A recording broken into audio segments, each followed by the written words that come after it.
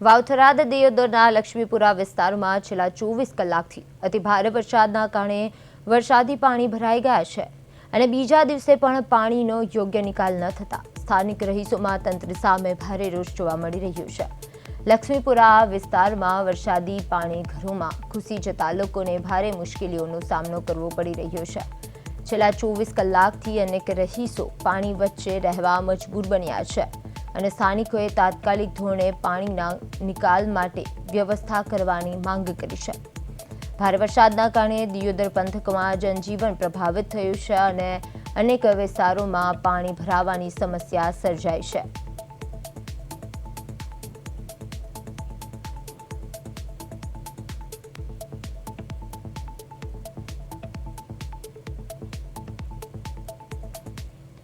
વાવથરા જિલ્લાના અંદર છેલ્લા 24 કલાકથી 11 ઇંચ જેટલો વરસાદ ખાબકતા ક્યાંક ને ક્યાંક હવે દિયોદર શહેરની જે સોસાયટીઓ છે ત્યાં વરસાદી પાણી ભરાઈ ચૂક્યા છે। તમને બતાવવામાં આવી રહ્યા છે આ દ્રશ્યો કે દિયોદરના અંદર જે લક્ષ્મીપુરા વિસ્તાર છે તે લક્ષ્મીપુરા વિસ્તારના અંદર 24 કલાકથી સતત જે પાણી છે વરસાદી પાણી છે તે ભરાઈ ચૂક્યા છે, પરંતુ જે વહીવટી તંત્ર છે તેને કોઈ પણ જાતની કાર્યવાહી કરવું યા તો પાણીનો નિકાલ કરવો તેમાં કોઈ રસ ના હોવાનું સ્થાનિક લોકો આક્ષેપ કરી રહ્યા છે। તમે જોઈ રહ્યા છો આ દ્રશ્ય સીધા તમને બતાવવાની કોશિશ કરીશ કે આ વરસાદી જે પાણી હતું તે ઘરના કિનારા સુધી પહોંચી ગયું હતું, ઢીચણ ચક્કા સુધી પાણી પહોંચ્યું હતું, પરંતુ ક્યાંક ને ક્યાંક સ્થાનિકોએ જ્યારે આ બાબતે રજૂઆત કરી ત્યાં સુધી પણ હજુ સુધી આ તંત્ર જે છે તે આ પાણીનો નિકાલ કરવા માટે કોશિશ નથી કરી રહ્યું। આપણી સાથે કેટલાક અહીંના જે લોકો છે તે જોડાયેલા છે તેમને પૂછવાનો પ્રયત્ન કરીશું। બેન, અહીંના વિસ્તારના છો અને શું પરિસ્થિતિ છે હાલની? પાણી ભરાણું છે, ઘર ભરાઈ ગયો છે અને અમે લોકો છોકરા સાબરે લઈને 4 હાથ બધી જા એટલે અમારે તકલીફ પાણી ની, બીજું કોઈ નિકાલ કરો, પાણી નિકાલ કરો, અમારે બીજું કોઈ જોતું નહીં। અમારે કેટલા સમયથી પાણી છે ભરાયેલું? 3 દાડાથી। માજી, શું કહેશો? તમે અહીં વિસ્તારના છો, પાણી ભરાયેલું છે, કેવી પરિસ્થિતિ? બસ જો ઘણી કાઠી છે, નીકળે એવું નથી, કોઈ વિલાલો નથી નીકળવાનો। બૈરા છોકરા ખાય છે, જણા છોકરા બોલે છે, ખાય છે, મારો ઊંઘે છે, ખૂબ પાણી છે।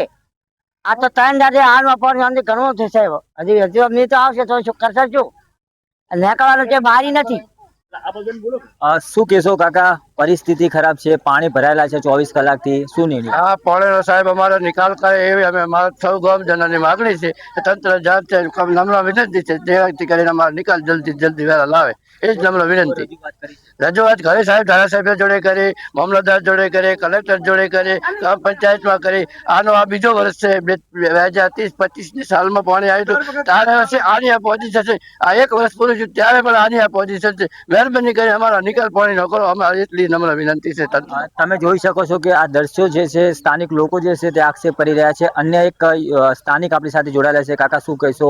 કેટલા સમયથી પાણી ભરાયેલું છે અને કોઈ વહીવટી તંત્ર અહીં આવી ચૂક્યું? ચોમાસાનું દર વખત ભરાઈ જાય છે અને પાણીનો નિકાલ કોઈ દિવસ થતો નથી। પાણી હર હંમેશા છે, પાણી માટે દર વખત પાણી રહે છે અને દર વખત પાણીમાં નાના છોકરાને બીમાર થાય છે, મોટા મોટા માણસ જઈ શકતા નથી, રોડ પર પણ નીકળી શકતા નથી અને એવું વાતાવરણ થઈ જાય છે કે કોઈને રહેવું ભારે પડી ગયું છે।